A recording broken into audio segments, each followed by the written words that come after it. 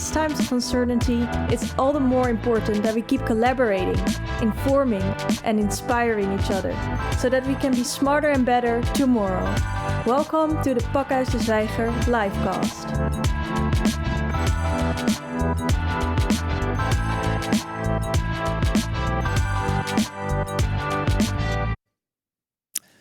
Good afternoon, ladies and gentlemen. My name is Jaap Winter. I will be your host this afternoon for this online conference. We had very interesting morning sessions about debt jubilee and the challenge of long-term investment. And this afternoon we'll address the more general question of how to reset capitalism, in particular in the EU with the European Union perspective, and particularly with the focus on finance and the role of the financial industry in that reset of capitalism. The discontent of capitalism has been much more long spread than just as a result of the COVID crisis. Its overly focus on financial value, its transactional nature, has caused a lot of criticism on the resulting equality, on the externalization of cost, the consequences for climate, for communities. Is capitalism still doing the right job or not? That's one of the key questions that we'll address this afternoon. COVID-19 has fueled the debate even more. We find new vulnerabilities in our dependency on global markets, which do not exist and do not function totally when we actually need them. We see a resurgence of the role of governments when we need them. We see a forced stop in perhaps excess consumerism in travel and buying goods. And we already have a deepening economic crisis as a result of all of this. The question is, will there be a new normal? And if there is to be a new normal, how do we make it? How do we shape it, in particular in the finance? One last final aspect, perhaps. The world around us, for Europe, certainly has become much less friendly.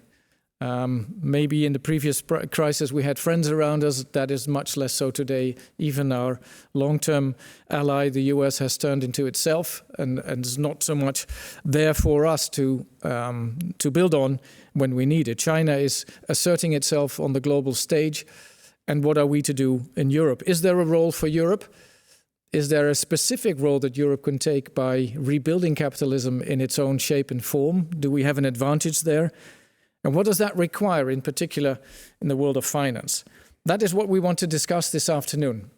We have on Zoom two of our speakers who have been willing to share longer talks with us that have been available online, and you can watch their talks at length. Jean Pisani-Ferry and Niels Goldschmidt, who will address us very briefly and give a bit of a summary of their longer talk. And then we have here in the room here in Amsterdam, Joanne Kellerman and Arnoud Boot, who will comment, particularly from a financial perspective, probably from their different perspectives, on these talks that we have been seeing and listening to. Then we'll have a debate between the four of us. We've prepared some questions, but we are certainly also open for any questions that you have in the audience. And finally, Jan-Peter Balkenende, our former Prime Minister of the Netherlands, will make a closing statement to close off this conference. And I hope this will provide a very lively and interesting debate on a topic that is of real concern to all of us. So first I would want to give the floor to Jean Pisani-Ferry, professor at the European University Institute in Florence, senior fellow at Bruegel, the European think tank. Can you share with us the key points of your longer talk? Thank you. I'm pleased to be here with you this afternoon. I very much agree with what you just said. I mean, we are at a moment of redefinition. In the EU, the last 40 years have been mostly dominated by an integration agenda. Integration meant building the single market, building an integrated capital market, which is not yet actually done, opening up to the rest of the world, to exchanges with the rest of the world, and creating the framework for that, so the framework of macroeconomic discipline and of competition that was needed for that purpose. And this agenda was actually supported by people from different angles. It was supported by those who supported market integration per se, and those who were supported European integration and used market integration as a vehicle for European integration, in a way that was a sort of a very strange alliance forged by Mrs. Thatcher and Jacques Delors in the 80s that continued dominating the agenda. That's not the only thing that was done. Obviously, there were, much more positive integration agenda items that were part of the work, but it was still a very strong part. And now we realize, I think everybody realizes that things have changed. I think it predated the COVID crisis with the issue of climate, which is a completely different type of issue that may require some market-based solutions, but it's not per se a matter of market integration. It's a matter of public policy with externalities, the implication of what you're doing as precisely is not taken care of by the market for the rest of mankind. And then we had the realization also that the rest of the world that we considered for so long, a sort of an open world in the making, essentially governed by rules, certainly with the U.S. leadership, but the U.S. leadership that was meant to be creating a framework for integration on a global scale, that suddenly we realized that this world was not exactly the same, and that we were not surrounded by friends and by partners that were positively inclined. And the big change came when we compared the Euro crisis, which we went through with the support of the US, with the support of China, with the support of the UK, all had concluded that it was in their national interest that we succeed in solving the Euro crisis. And the situation today in which we realize that, the US under President Trump is openly hostile. China is building clientele inside the EU. We have a tense relationship with the UK. So all that is really a completely different environment, and I'm not speaking here of Russia, etc. So that requires a redefinition, and this redefinition has to sort of find new routes. We have to go back to this notion of the social market economy, which is part of the European Treaty, which is part of our common framework, and we have to, think hard about what it means nowadays. What the roles of institutions, what the balance between markets and government intervention. And it's not only a question of markets and governments, it's also a question of communities and the role of society as opposed to strictly economic relationship. There is not only in Europe, actually, various parts of the world, there is this sort of rediscovery of the role of communities and the fact that thinking in terms of purely market versus governments satisfactory and does not, take on board all the dimensions that have to be taken on board. So that's part of the agenda. The other parts of the agenda that I already mentioned is this issue of climate, this issue of redefining sovereignty, which is now very high on the European agenda, which is very ambiguous also because some people can understand as a basis for a purely protectionist agenda. Some other can understand it as a basis for building a sort of collective security in a number of fields. And there is also clearly part of this discussion is the issue of solidarity within the EU, which is somehow a matter for tense discussions, especially with the recovery program. But definitely is also part of the discussion.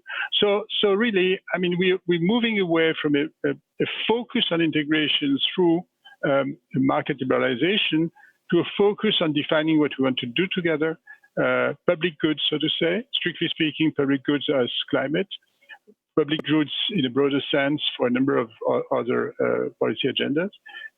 And I think that's the discussion we need to push and to have really at the deepest level. Thank you.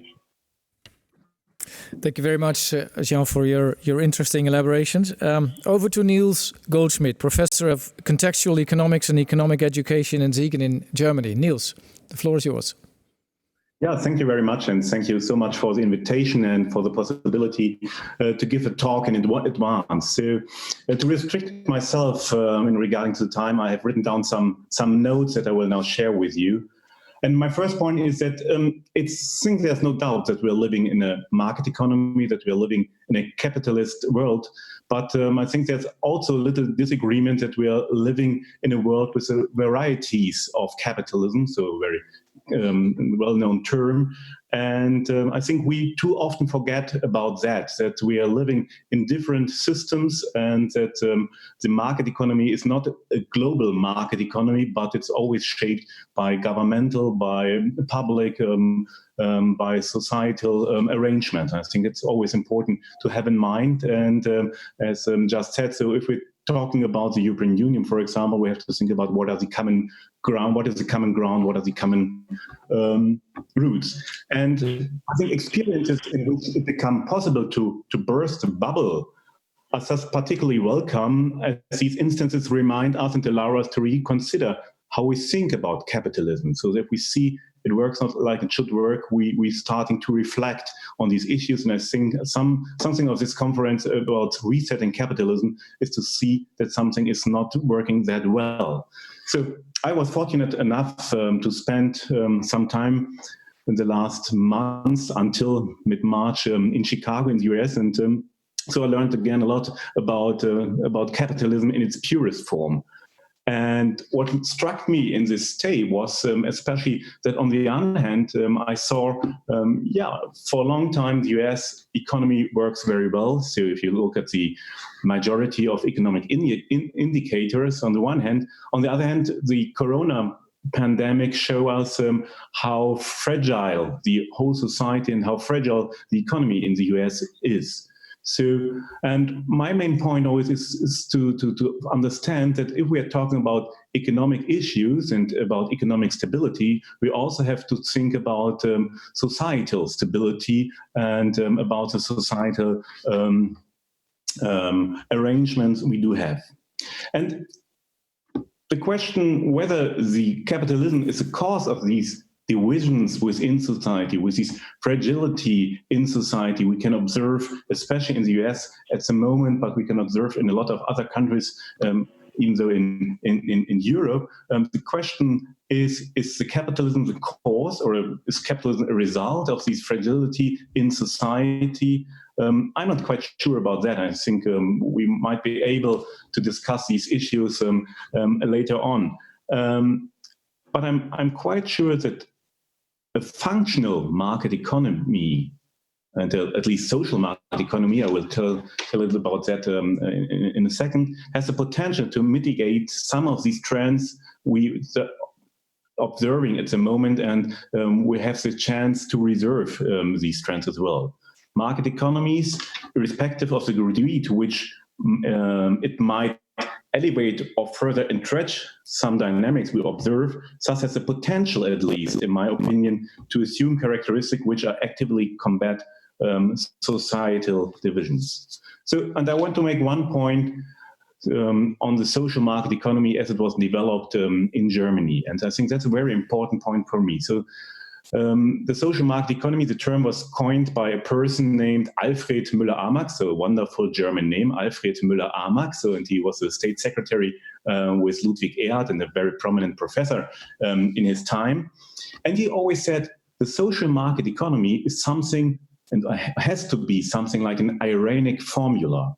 And irene, the Greek word for peace, is the main point for a good social market economy. A good social market economy makes clear that the market, that capitalism, have to aim on peace in society, have to aim on a humane society, and that economics and the economy is only a tool, it's only a mean, but not at no time an end in itself.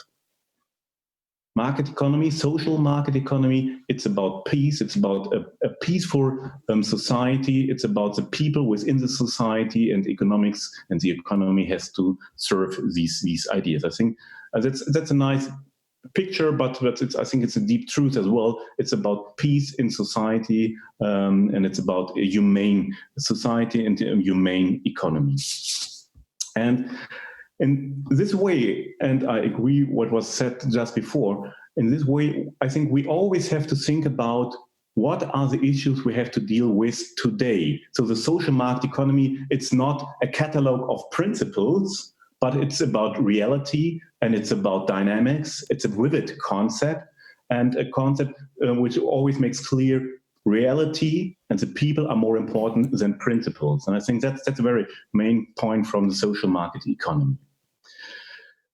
So I think, therefore, we need to come to an end. With the social market economy, we have to think about deliberation. We have to think about some way how to bring in the different positions within a society, but not to divide society, not to split them up furthermore, but to bring in and to agree that every individual and every group in society has a right to bring in the ideas, and that we have to find a way how to compromise, how to bring together these issues. Thank you. Thank you very much, Niels, for your interesting explanation again.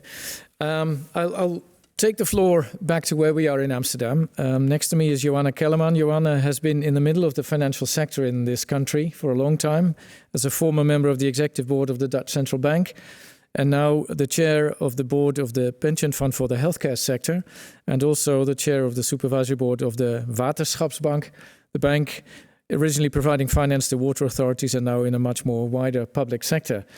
Joanna, your perspective on what you've heard from Jean and Niels, and any other thoughts that you may have.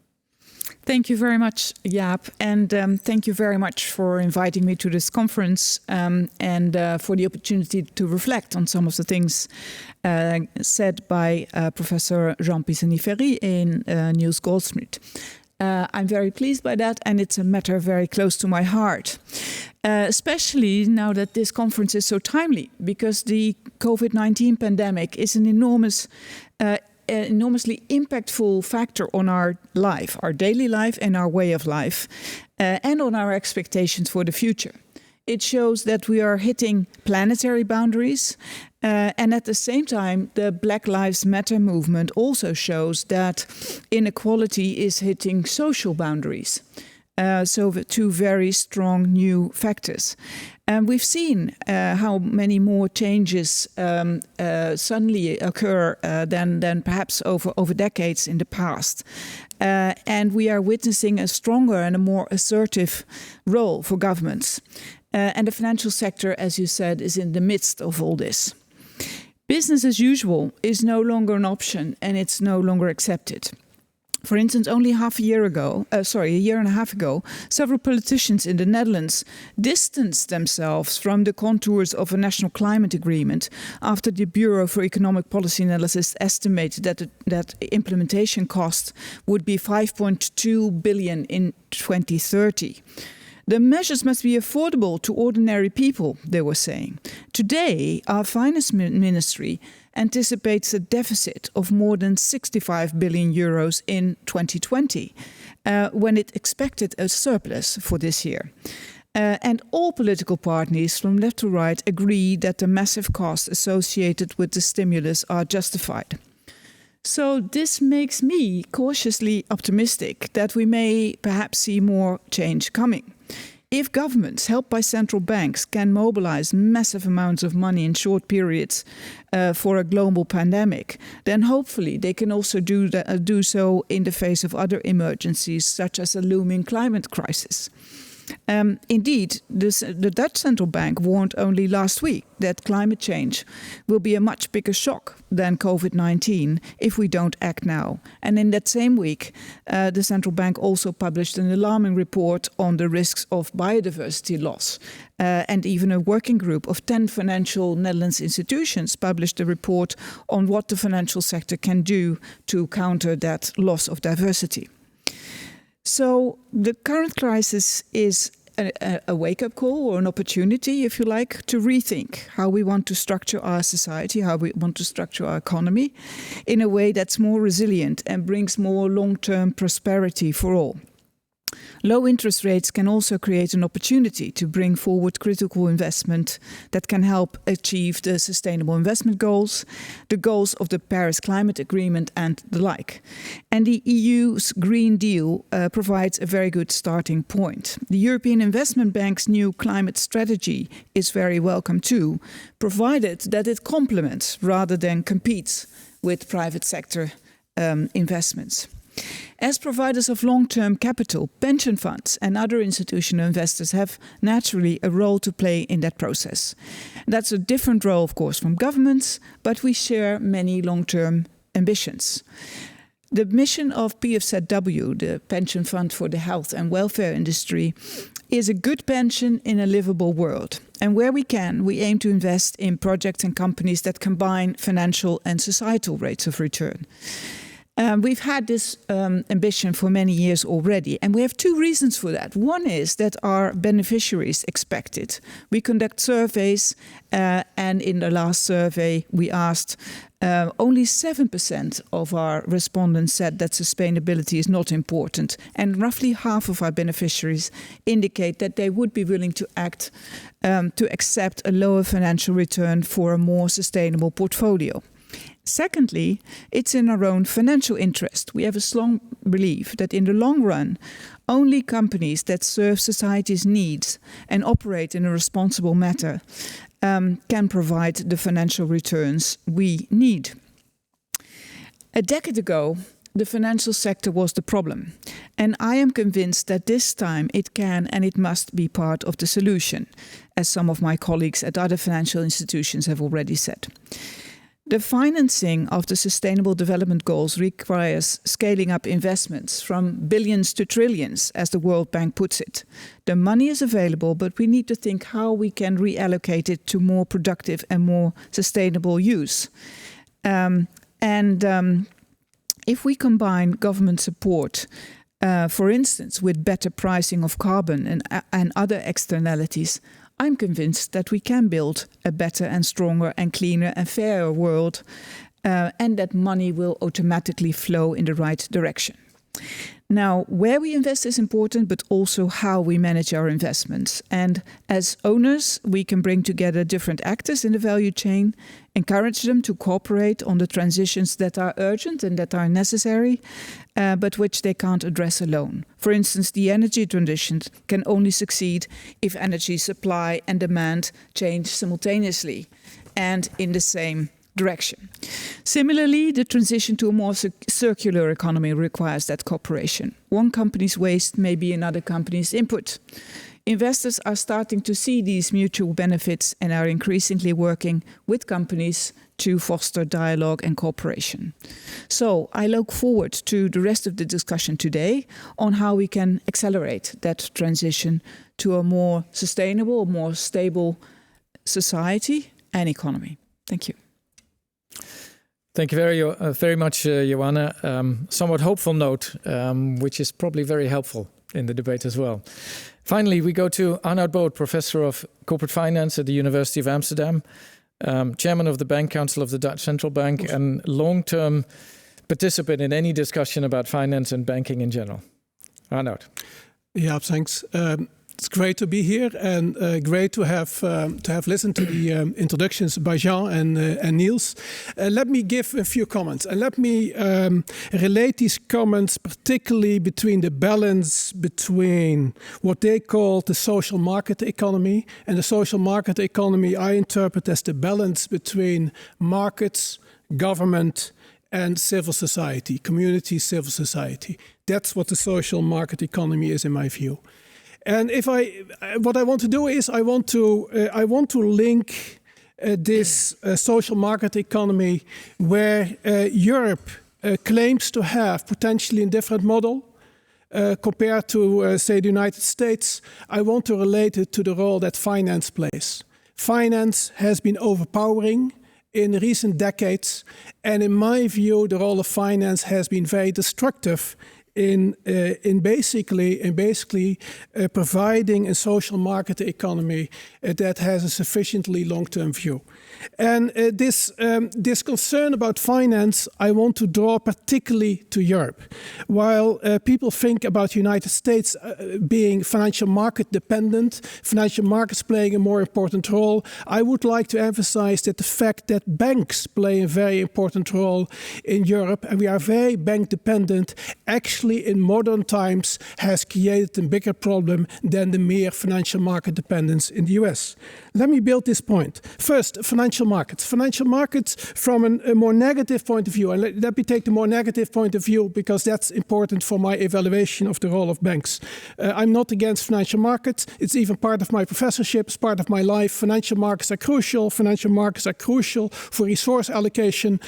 So I'm not negative about financial markets. However, financial markets and the overpowering role of finance does have negative effects. We have seen that the absolute free flow of capital that we see in the world can be highly destructive. Free flow of capital based on rumors, money moving from one place to the other place, highly destructive. We see all types of flows of finance happening as we speak in terms of flight to quality, in terms of search for yield, and all these things, finance not necessarily plays a very stabilizing role. We also see in financial markets that they are very we see herd behavior, highly correlated behavior. There's always something hot in financial markets, and whatever is hot in financial markets, we see people running after whatever is hot. This type of opportunism explains the volatility of financial markets. It has advantages, it has disadvantages. One of the disadvantages is that the short-term nature, the immediate switches you can see in financial markets can be highly destabilizing if the real economy depends too much on the financial sector. And that's, in my view, what's happening. That brings me to the role of banks. If we look at Europe, we see Europe is highly bank dependent. Banks play a crucial role. Traditionally, also particularly in the topic of today, in terms of relationship finance, reset of capitalism in the direction of relationships rather than transactions, banks played an important role. Banks were locally anchored, they had local knowledge, and basically they were part of relationship finance. Not without problems. There were definitely problems. There have been certain countries where banks, local banks, were co-opted by local politicians and did not play the right role. But wherever banks were governed well, they were anchored locally and they were part of relationship finance and being more patient than finance from financial markets. But what have we seen?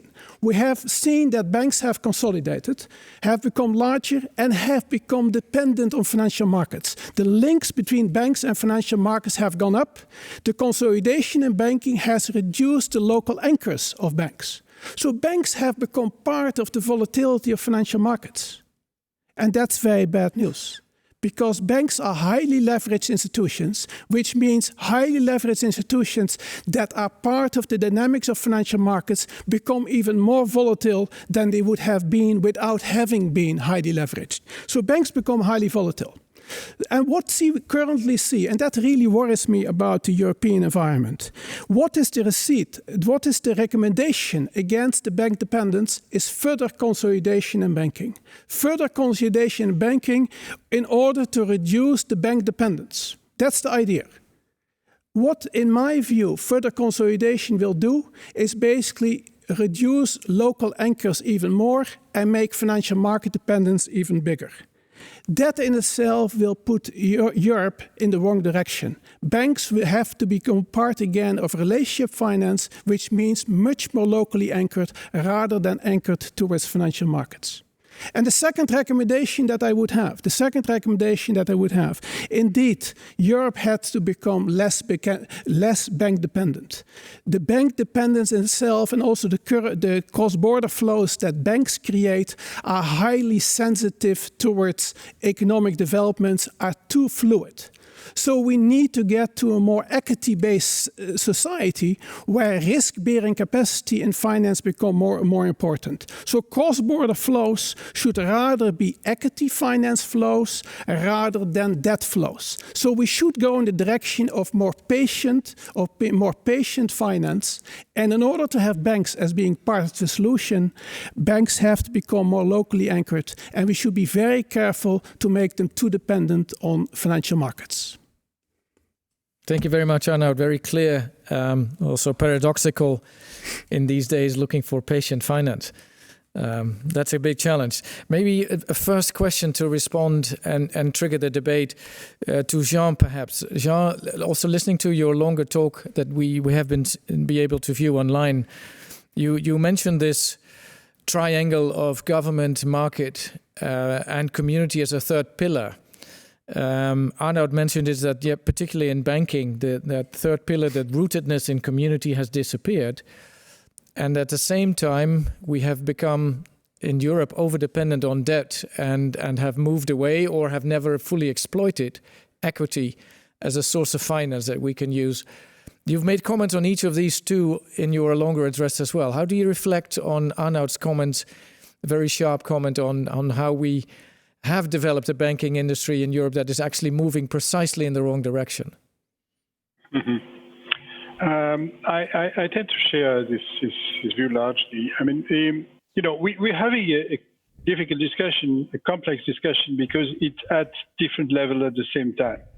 We're speaking of very abstract issues. At the same time, we're speaking of very concrete financial policy issues.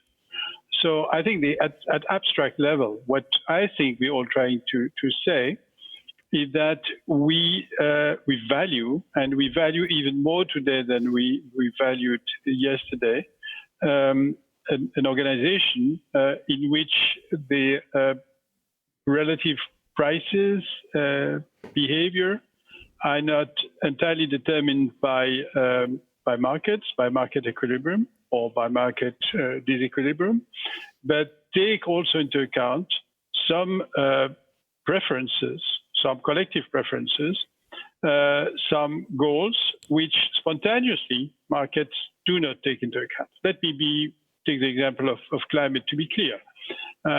For climate, clearly, we're speaking of something that cannot be by itself taken into account. This massive externality, this massive intertemporal issue cannot be taken into account by market by themselves. This requires government intervention through the carbon tax, through other means, various instruments.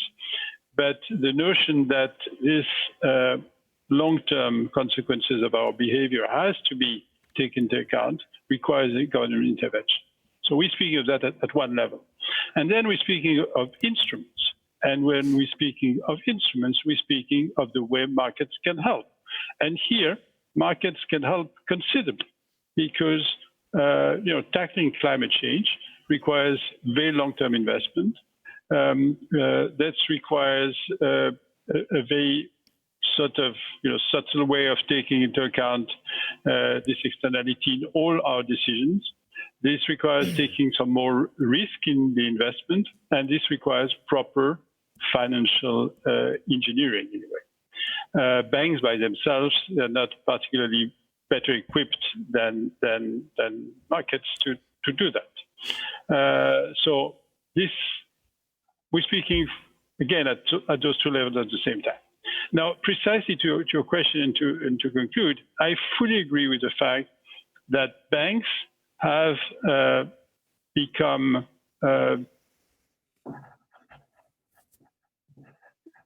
international in Europe, and that the type of internationalization that we've had, especially prior to the euro crisis, was deeply destabilizing. Had we had an equity type integration, there would have been losses on investments made in Spain or investment made in Ireland, and those losses would have been borne by the investors.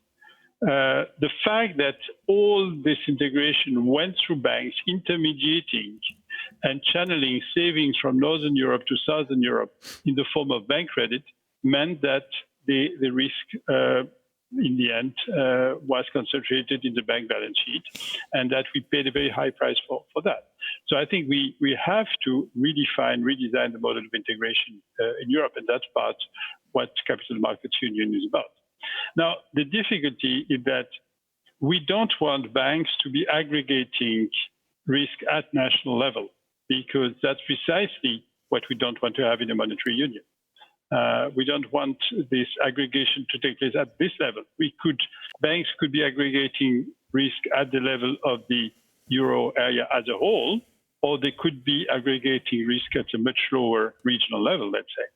But the fact that they are aggregating risk at national level compounds the difficulties that we have with the functioning of a monetary union, which is still heterogeneous, and where there are differences, there are shocks, there are difficulties affecting some particular countries.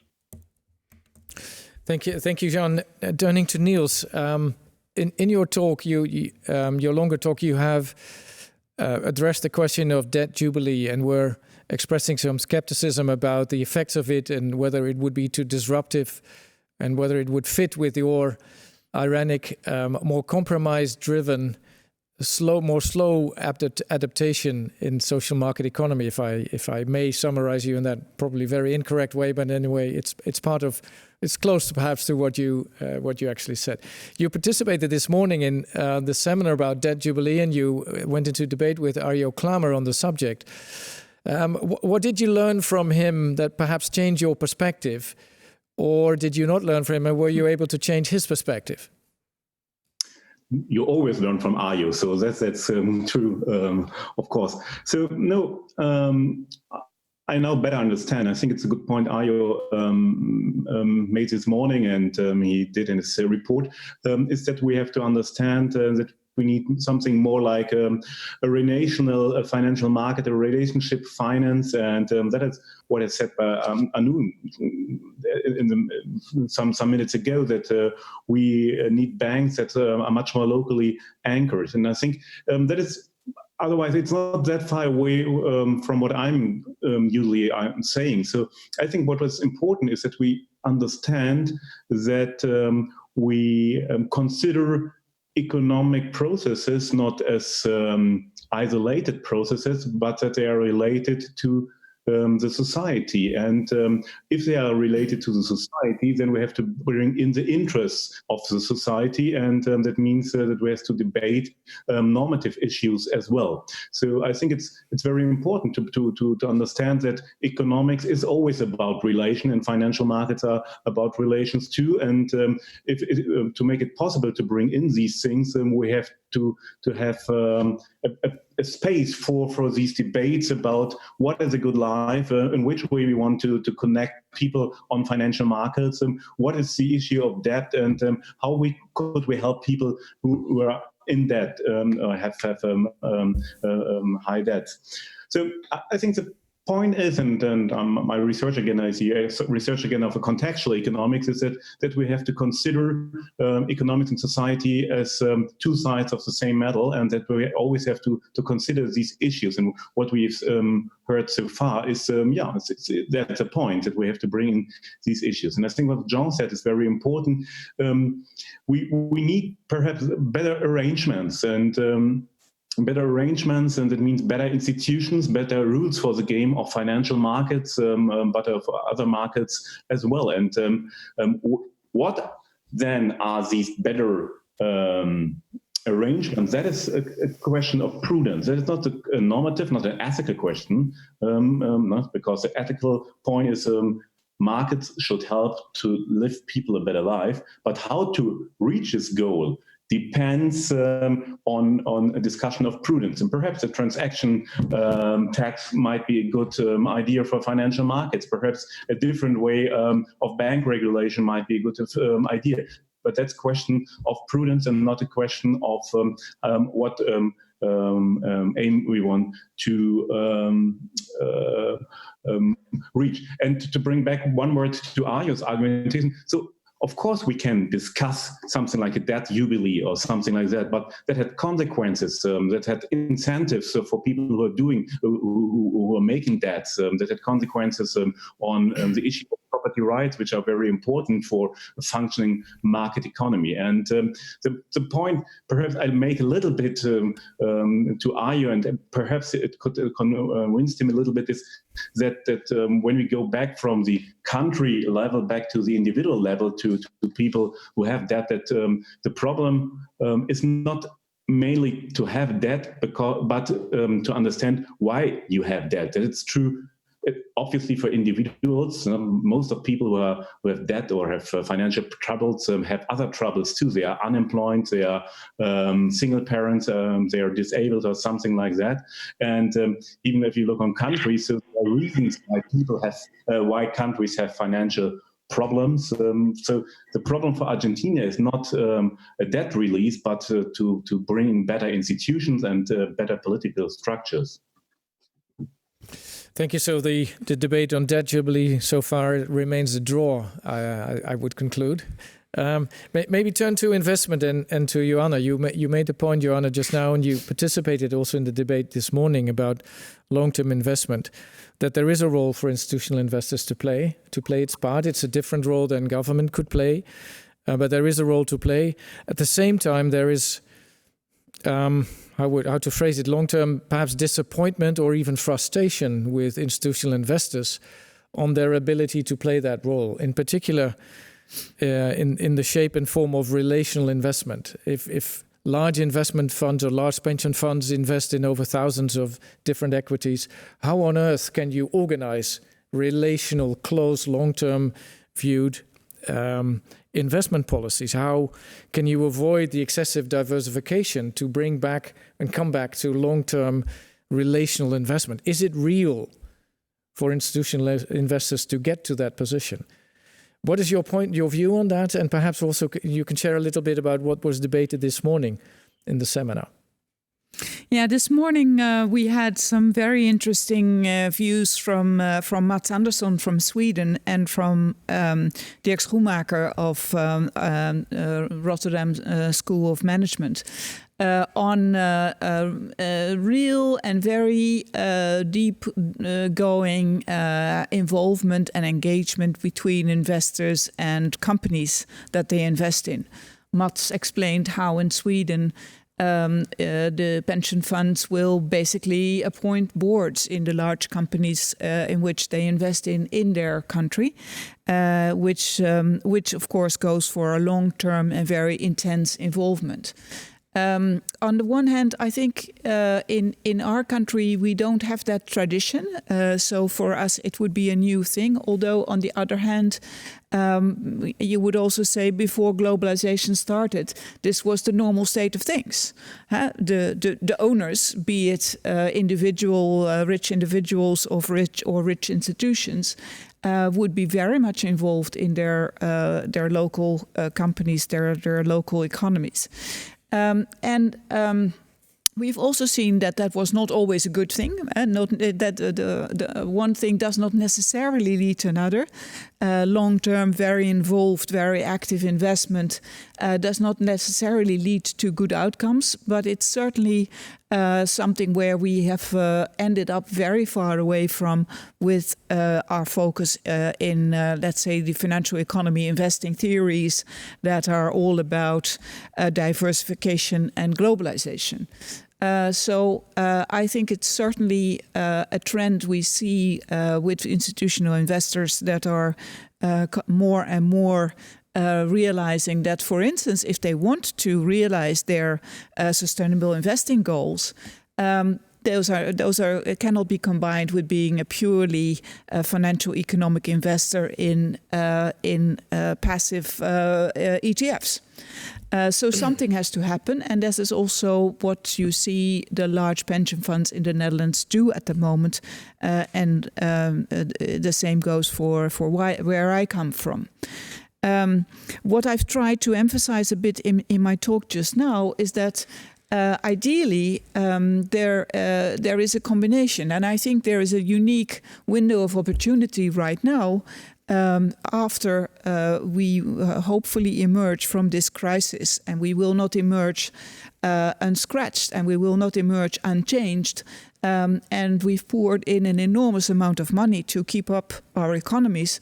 My call would be, let's try and do it better this time, and more in particular, to your point, for institutional investors and governments to work together in all this investment money to make sure that this time it does go into the right directions and has the right outcomes. For instance, in the big transitions that we will need to finance anyway, with or without COVID, we need to finance a transition to a better energy use, and we will have to address the challenges of climate change. But more specifically, because I've been bogged with this question for a long time. This whole theory, as you just said, financial market theory, investment theory, strong diversification. I think your pension fund and your asset management company invest in more than 4,000 different stock across the world. How can you envisage that your pension fund would indeed start to make real inroads in relational investment, if that is the investment policy? Or does the investment policy substantially need to be changed in order to make that a real prospect? Yeah, well, just to put one point straight, there is not one blanket investment policy for our whole, 220 billion euro investment portfolio. So don't worry about that. But certainly, a part of it is invested passively across, the normal benchmarks across the world according to weighted. We are already overweighted in Europe, and specifically much overweighted in the Netherlands. So there is more. It's not a one-dimensional story. And in addition to that, I mentioned that also in this morning, part of our portfolio, and soon that will be a very substantial part of our portfolio, will be dedicated towards investing in solutions, i.e. investments that bring a tangible addition to reaching the sustainable development goals that we have selected, a number of them. So I think that's a good example of how you can focus your money and through focused investment, but at the same time engaging with companies, at the same time also raising the bar in that larger portfolio gradually towards the type of things you want to see in your portfolio and those that you don't want to see in your portfolio.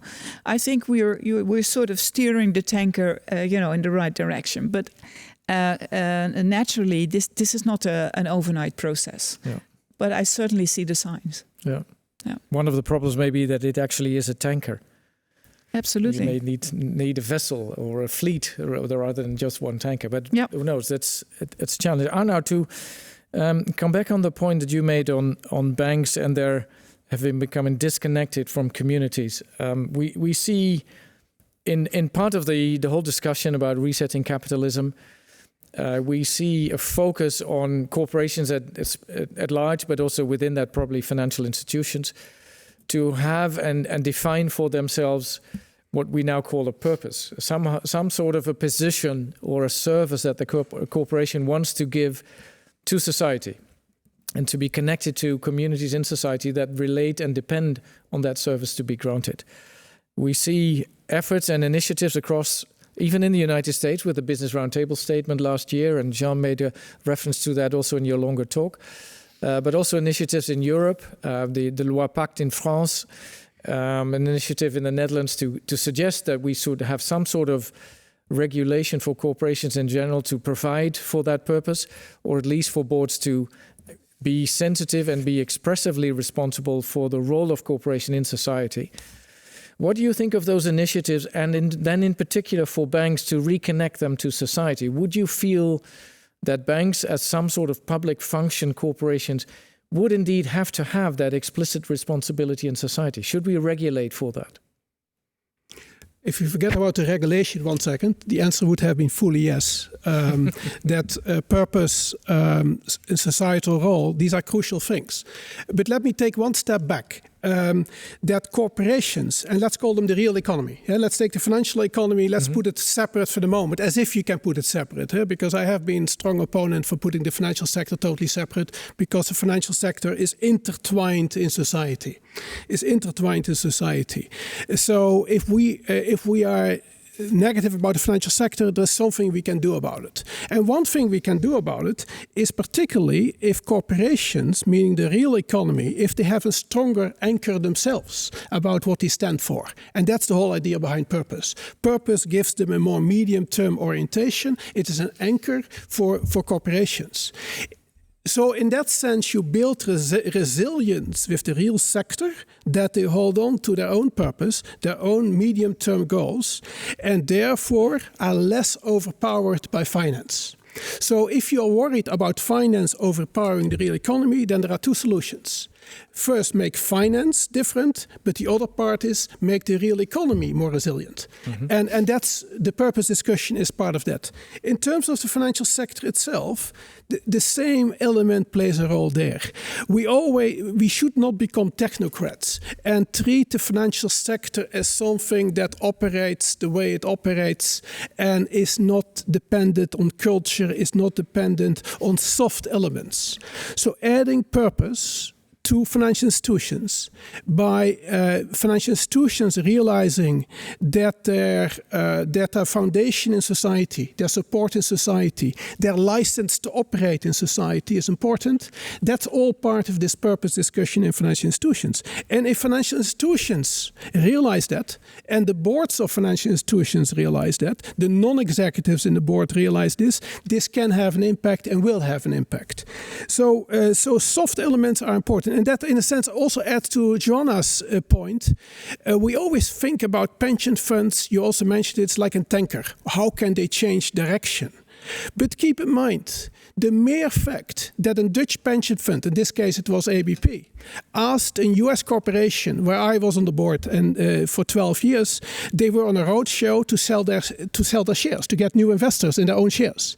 They got questions about sustainability, about what they did about sustainability. And I can tell you, since that moment, they may not have sold shares to this pension fund, ABP, but since that moment, it was on the board agenda every year of this US corporation. So it had an impact. It didn't come from the US, it came from the Dutch pension fund. So these soft elements are crucially important. So let's not take the point of view that finance takes, by definition, a life on its own. No, we can change finance and we can make the real economy more resilient.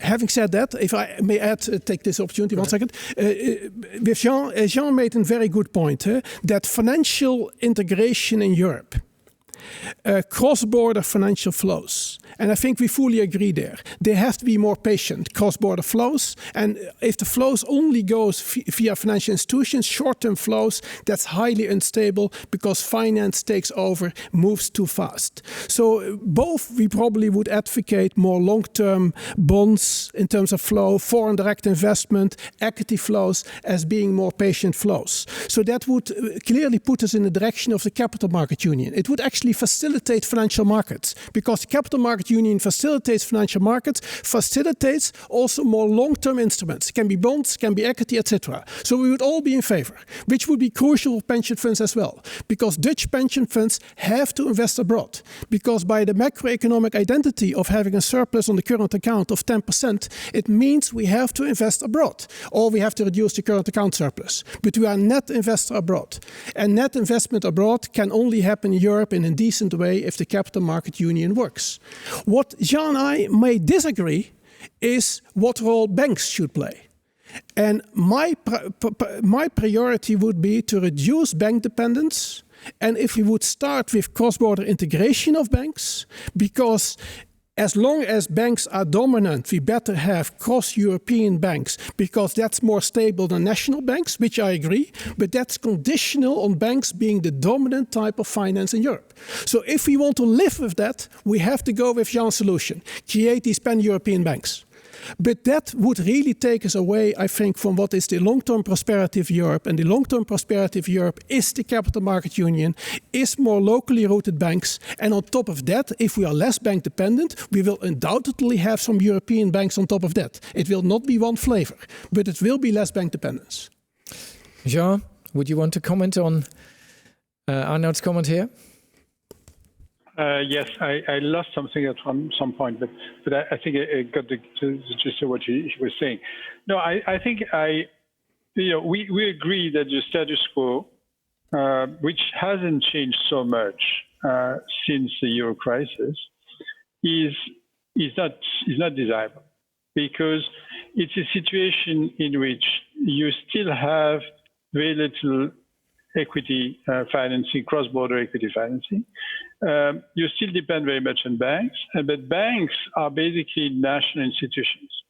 So, the banks are, again, that's what I was saying, banks aggregate risk. And you might find yourself in a better situation if banks were able to diversify at European level, or if banks were able to aggregate risk at regional level, so that the failure of the bank would not be a major problem. It would be a sort of small banks world. Or in a situation where banks would play a more limited role and you would have this market-based cross-border financing. So there are various ways out. And I think on that we agree. The question is, which are the realistic ones? And I think, the degree to which banks have developed in Europe makes it unlikely that we will revert to a system that will be much less bank dependent, which would sort of go more in the direction of the US model, and have smaller banks that would sort of, be, they wouldn't be too big to fail. And therefore the problem would sort of be second order. I don't think this is accessible as a sort of system. Can I say something also on what was said on the degree to which the purpose of investors in a company can help change the character of investment and the direction in which we're going. I think it's highly important to recognize that companies can have a mission, that the purpose can be something else than the pure shareholder value. This is very important, and this requires, actually we discovered in France that this required some legal changes, because legally companies were supposed to be working, for their shareholders. So if companies want to have a sort of broader definition of their mission, this had to require some legislative changes. Now the next question is, this being done, what can we expect? How far can it go? I think it's very important that communities can express preferences in this way, but we should have no illusion as regards the degree to which it's going to contribute to the sort of broader goals society is setting itself. It's not because we have concerned investors that we are going to solve the climate change issue. That would be an illusion. They're always, dirty investors. For every green investors, they are dirty investors.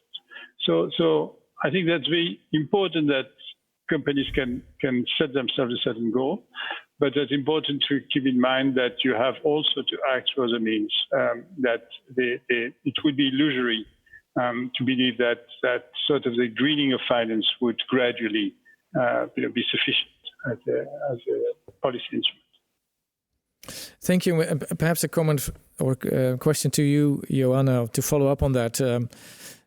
When we launched this proposal in the Netherlands to allow companies to express their purpose and to be much more explicit with the responsibility of executive and non-executive directors in ensuring the responsibility of corporations in society, the immediate response from many investors was, both institutional and organizations of private investors, was, that is unnecessary. We take care of that as investors. I think Jean says that is an illusion. What do you think of that? I think that these are two different things. I think the way a company is run, but in particular the way the whole, not just the employees, but the whole network of a company, if that is geared towards a purpose that is broader than just shareholder value, that will change much more than investment outcomes. So I do believe that could make a difference. Yes, investors also have a role to play, and I think sometimes they do play that role well enough. But I find it, it sounds like a bit of a circle to say that shareholders will determine the purpose of a company, and the company will direct itself toward shareholder value. So I think that these are separate things. A more general question, and I would want to invite everyone in the audience listening to us from their desks to raise any question that you would want. They will come to us through the chat function that you can use.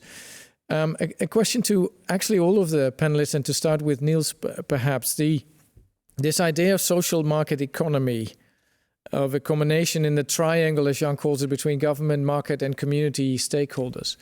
Somehow that reminds me of the image that has been created also for this conference as China on the one hand as superstate and the US as supermarket.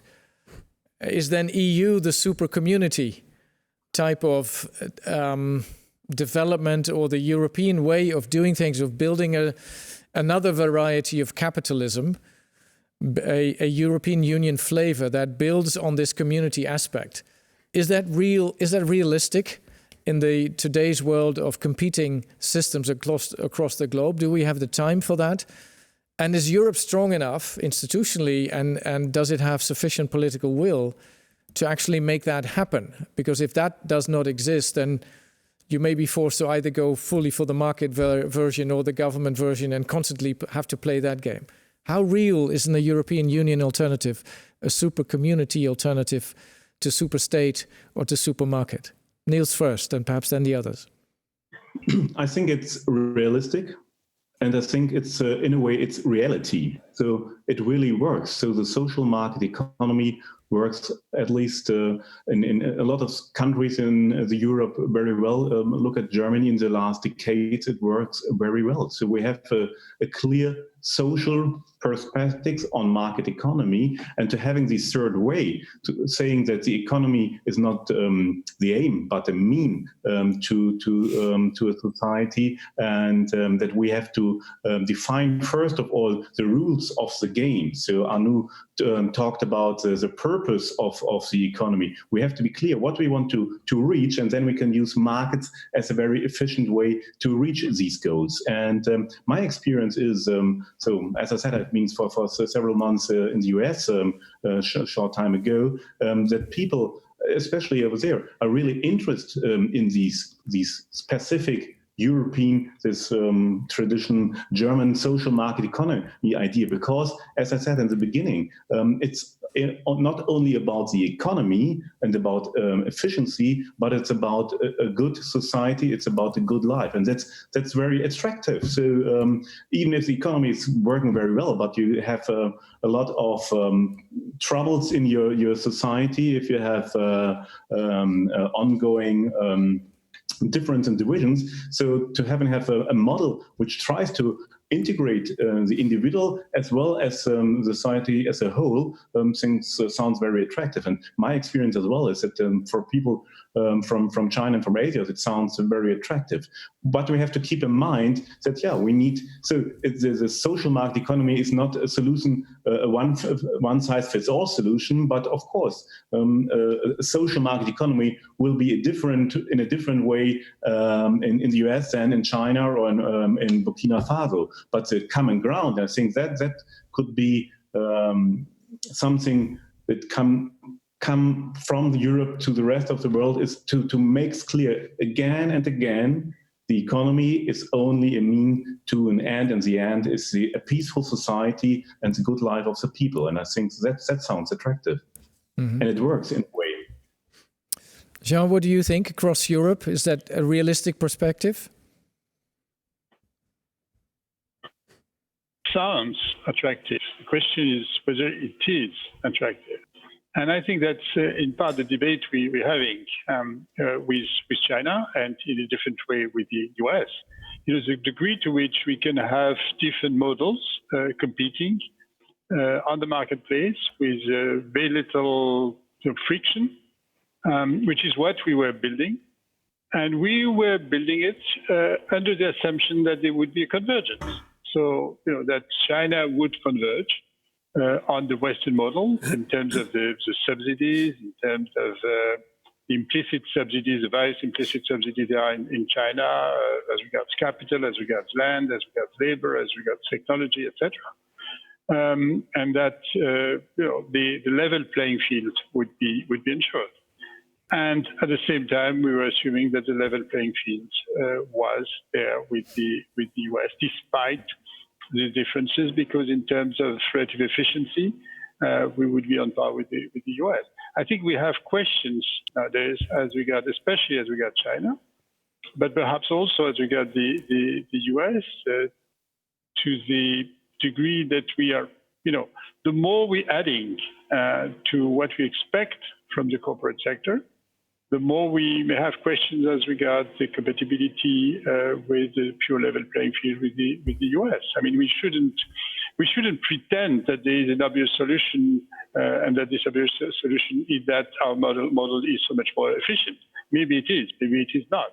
Maybe in some respect it is, maybe in some respect it is not.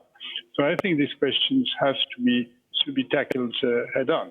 And the immediate question is that of the treatment of competition with Chinese companies, and this is a WTO issue. The WTO is not very good at responding. There's increasingly a question of whether state aid has to be taken into account directly by the EU in the relationship with China. Arnold, on this question, the European alternative. Yeah, I never believed in one European alternative. I think Europe is diverse, and I believe it can be diverse along this dimension. It can be diverse. So meaning the French approach will always be different from the Dutch approach. We can have a long discussion on what the differences will be, but France, there's more likelihood of top-down than in the Netherlands. Its industrial policy will always be more favorably looked at than in the Netherlands. So we need some basic rules also within the European Union, where we have some type of level playing field in these differences that exist within Europe. But if you, I liked your question about this purpose of corporations, because I do believe, and I think we increasingly see this, that societies favor corporations that fit the society, and that corporations need to deal with the environment. They need to be attractive in the recruitment market. They need to be attractive in all types of elements that have to do with local culture. So building an ecosystem around Amsterdam with a particular businesses. They want other businesses around. They want to have links to knowledge institutions. They want to have good relationships with local municipalities, with national governments, increasingly important. So corporations will adjust to their environment, and one environment is not necessarily superior to the other environment. So I don't believe in one model. I do believe in this resilience of corporations, that they have a purpose, that they can much better basically stand up against this overpowering notion of finance. And if we manage to change something about finance too, that would be very helpful indeed. Joanna? I think Europe can play a role, and I think even more so now that we unfortunately are heading towards the real effects of Brexit. I think, for instance, the role Europe has played in the privacy debate has been an important pointer where we, despite the fact that we see less convergence than we thought, we still see some convergence. I mean, Europe seems to have a point there, and it's possible that Europe will have that point again. Building on the Green Deal, building and bringing this direction, bringing purpose to the economy rather than purpose to individual companies. So maybe I'm too optimistic, but I hope so. Well, we need a fair number of optimists in the room. So thank you for that.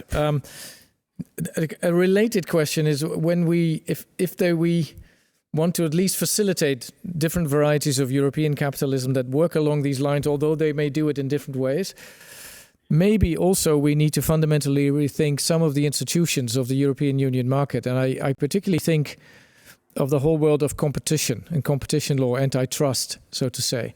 That has been built on the premise of full liberal markets, very much transaction-driven, where on the marketplace the transactions are determined by the price level and nothing else than that.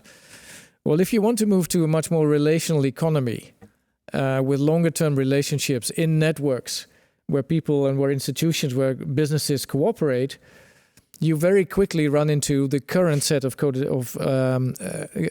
market rules, antitrust rules, that frustrate these. I was the president of one of the universities once here in Amsterdam, and we have succeeded in Europe even defining part of the educational realm as a reality of a market where you cannot cooperate just like that between universities, but you have to compete and you cannot discuss to join forces.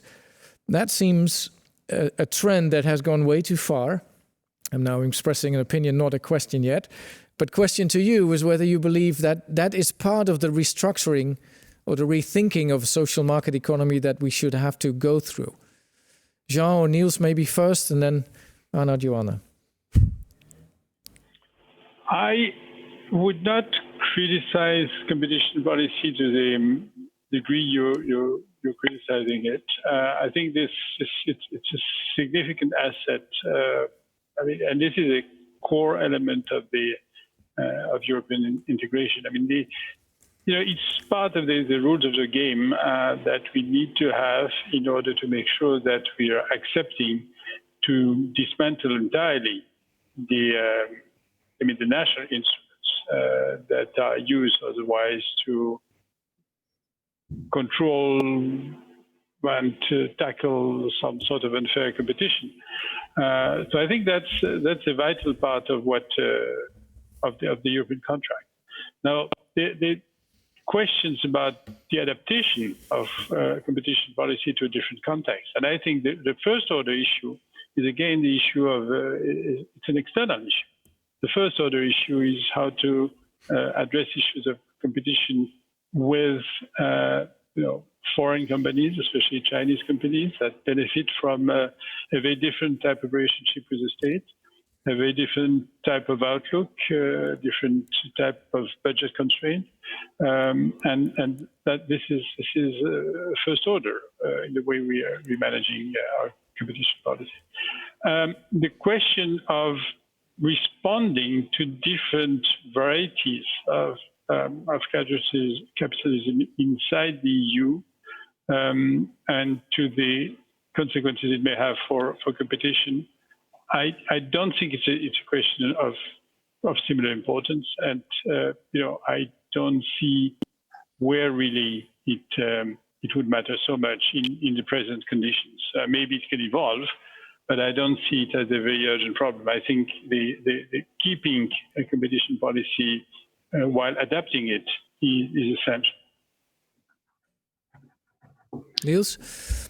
Yeah, so that's very interesting and important question. So what is the reason for antitrust law? What is the reason of competition policy? And going back to the founding fathers of the social market economy, they would say, like Franz Böhm, jurism, it's always about power. It's a question, how could we organize, how could we deal the problem of power in a free society? And nowadays we would say, how could we deal with the problem of power in a free world? And obviously we have different varieties of capitalism and different degrees of free world, so it makes it much more complicated. And but I would always focus on the issue: is there really is there power? Is it possible for others to have to enter a market? Is there the possibility to go in there?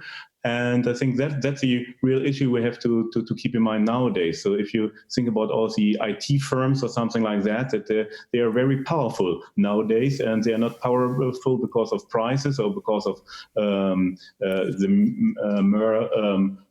hugeness of the company, but especially because of data collection. So I think we get different issues we have to deal with when we talk about antitrust, about the competition law, and it will be more about data. But the common ground is still how could we deal with the problem of power, and how could we ensure that we have contestable markets?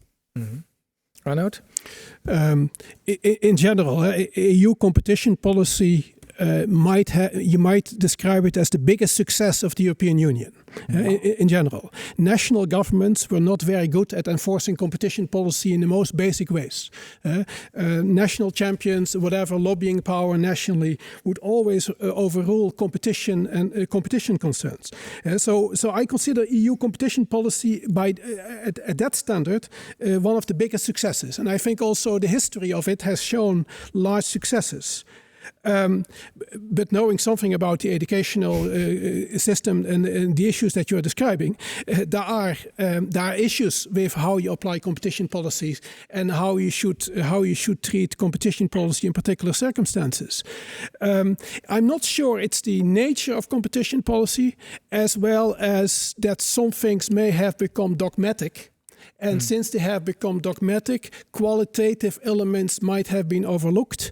The difference between where you may need coordination and where you have anti-competitive behavior, where you need coordination to overcome a public problem. Yeah, because that's where coordination should basically be looked at more favorably, whether there is some externality, something that requires coordination in order to overcome some issue of general interest. That's where competition policy can be more lenient. So it is a qualitative assessment in that case, how you go along with that. And particularly if you think about the whole stuff about sustainability, climate change, there are issues of coordination in that area. So that would be a reformulation of competition policy, but it would not be a blanket approval basically of coordination for the sake of doing something good. Because we know that what we have learned, particularly the last 10 years, I can recommend the book of Thomas Philippon about the Great Reversal. The business of business is getting rid of competition in every possible way. And we have seen enormous margins in large corporations, particularly in the US, but also in Europe. So competition policy, and look also at the big tech, competition policy is needed more than ever. Mm-hmm. Maybe that's an entry into the last question. Yeah, maybe I'll skip that just to make this point, because we haven't touched upon it, only in the fringes a little bit, big tech. But what are your views on the opportunities or possibly the challenges or threats that modern technology, artificial intelligence actually offer here, both to Europe and in general with this question of resetting capitalism? Is it allowing for even more stronger power base, as Niels just said, for big tech? How do we deal with that? It may also allow for much stronger coordination through platform economic forms of cooperation, etc. Is that going to has to be part of the European way forward in all its diversity? And do you see that again as much more as an opportunity for us to explore, to be actively exploring, or as a threat that we should be scared of and leave it to other competitors around the world? We should not have it here. Who wants to jump in on that? Niels. Yeah, of course, obviously, it's an opportunity. It's an opportunity to have different or better development. So it might be a threat as well. So you mentioned, and I mentioned, the big tech, and I think we have a real problem there with data collection. It's a real problem, and that's an issue of power. But of course, there are a lot of opportunities that might be raised. So you mentioned platform economics. So I think the whole part of the sharing economy, it's a real opportunity, and especially looking towards climate change and all these things. I think a lot of things could help us with these things, and of course it will change our labor market and our way we work. So not that drastic that some dystopies like to tell us, but it will change the things. So I would love to bring in one point we did not mention so far, that it sounds first a little bit far away from big tech, but I think we have to talk about education. So again, I make very important point that he discuss brings in the aspect of purpose. So we need people who understand what's going on in our societal development, but what's going on as well within the economy. But only if we have people who understand what's going on can have the chance to bring in a specific purpose and to change the rules of the game in a way that are beneficial to the people who are affected by these rules of the game. So therefore, we need education. We need educated people for a modern internet world, of course, as well. But I'm really I mentioned it already this morning. I have a chair, and you mentioned it as well, not only for contextual economics, but for economic education. I think we have to invest in economic education, in financial literacy, to understand what is going on. Only if you understand what's going on, we are able to move the things which are going on in the direction we want to have them. And I think that's the key, especially in a society which is changing so dramatically. So we will not have easy answers. So there are some politicians who are thinking that they have the easy answer for all the problems, but I think we need educated people, we need democratic processes where we exchange arguments, and that will help us to master a world which will change dramatically in the next years, especially because of technology. Thank you. Perhaps as a last speaker on this, and then I'll give the floor to Jan-Peter Balkenende to close off with his closing statements. Arnoud, one of the challenges of modern technology is that some people believe that there will not be any banks anymore, because their function, or part of the functions, will be taken care of by technology, by different operators who disentangle the collectivity of the financial functions that are now enclosed in banks. What is your view on that? Will that fundamentally change the financial sector as we see it? And is that an opportunity or a threat? Yes, there is a development. I think the fintech and big tech development is fundamentally different from what we have seen in the past. Banks always have survived. So everybody predicting the demise of banks has been shown wrong over who knows how many technology revolutions in the last 40, 50 years. They always have survived. And keep also in mind that with monetary policy, central banks need commercial banks in order to for this increased importance of monetary policy. So there are vested interest in preserving the banking system. However, the big techs are an existential threat to banking institutions if they combine their platforms of non-financial dealings with financial dealings. They are the direct customer interface. Banks will be providers to the platform. They have to compete on equal footing then with specialist financial providers that were always at a disadvantage compared to banks, because banks had the customer interface. So there is something fundamentally changing. So actually, if you allow me to make a commercial, we just finished with a few people from the ECB a paper precisely on these issues, how the financial sector will change and where the existential threats are.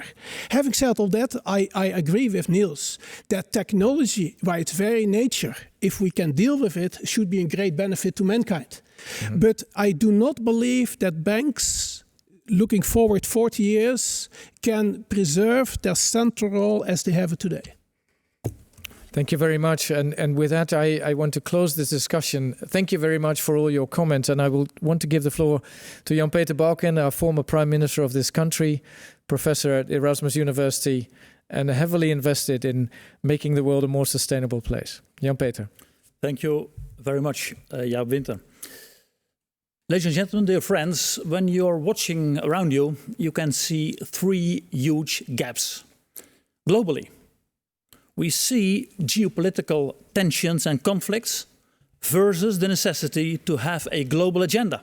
an agenda of the Sustainable Development Goals, climate change and the circular economy. At a European scale, we see conflicts in Europe, north, south, east, west, populist tendencies and anti-European sentiments, versus the necessity to have more unity and a coherent European strategy regarding solidarity, sustainability, reforms and competitiveness.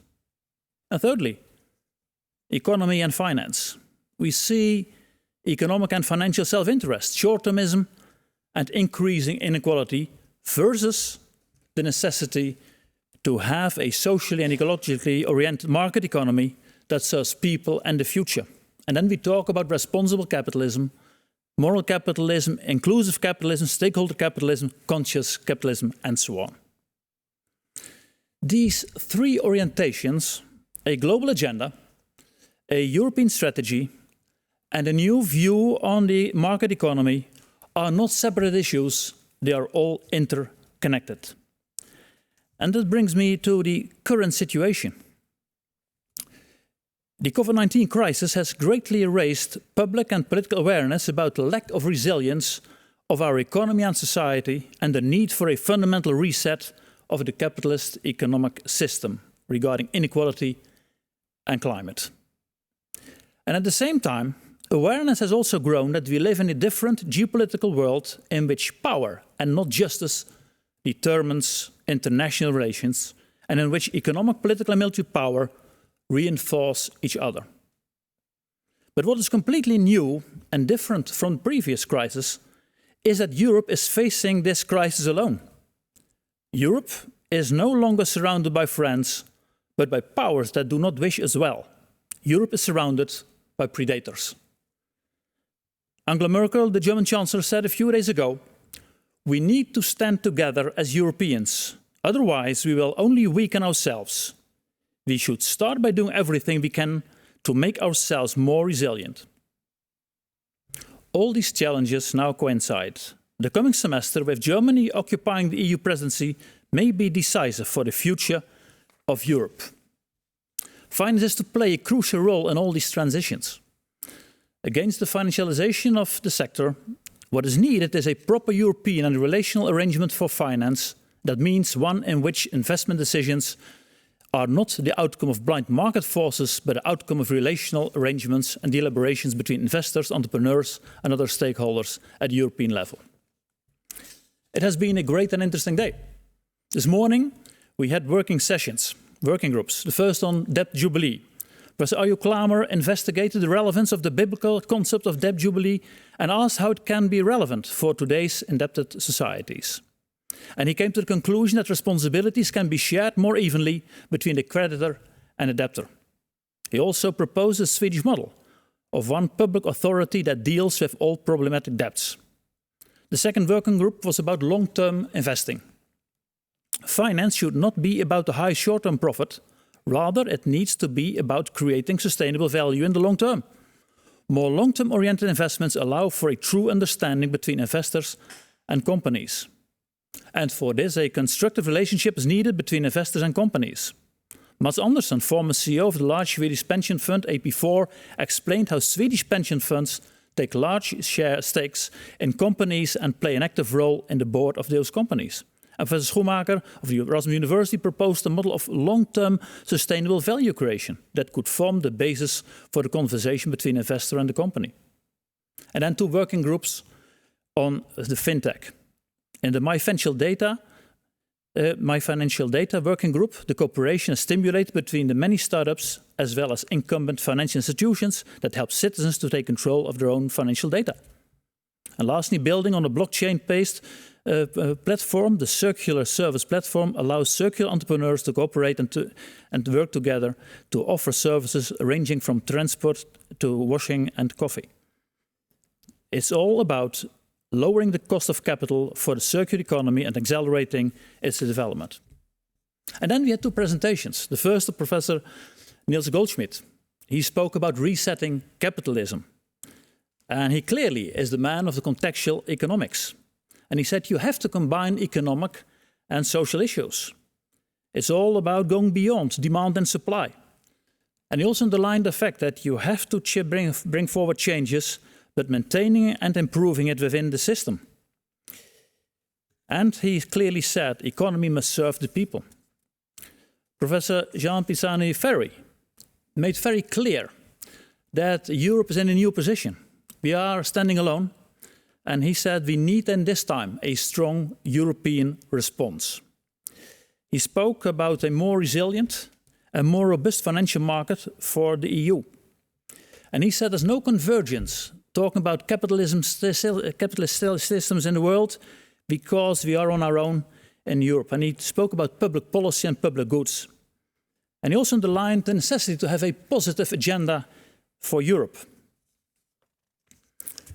And after those presentations, we had a great panel here with Jonne Kellerman and Arnold Boot. Jonne Kellerman spoke about the broader perspective. How to combine a recovery investment scheme with sustainability. What about the transitions we have, for example, energy? And what about the circular economy? Be aware of the broad perspective. And Professor Arnold Boot spoke about the concept of the social market economy and the necessity to have a long-term view. He spoke of the financial sector and the financial markets. He spoke about the role of banks, about relational finance, and that the fact that Europe has to be less bank dependent. And then we had a great discussion, and many things were there about the SDGs, relational finance, the role of pension funds and their goals. What about purpose in the economy? There was a reference to the business roundtable, and also last week we had in the Netherlands a business statement that was called the Green Recovery Business Statement. 300 companies that say we are in line, we want to be in line with the Green Deal and SDGs and so on. It was about the long-term instruments for financial markets, the role of investors, shareholders' values. What about the EU? Is the European Union a continent? Is Europe a continent of communities? What about diversity in Europe? What about competition policy reforms and so on? And what about good life? All these things were in the agenda. And that brings me to another point. Because we have had a great day today, but it's the start of another movement. What will happen? Today's event is the start of a larger consultation process on the future of our market economies that will take place after the summer, with a series of online debates and further consultation with representatives of various sectors of our society. Members of the future generation will also play a crucial role in this. And the consultation aims at producing a report on the long-term future of market economies that we will present to both the Dutch and European government representatives. It's also good to say that Professor Govert Buijs of Free University will play a leading role in this project. We will keep you informed about all the activities, about our plans, and ask for your involvement.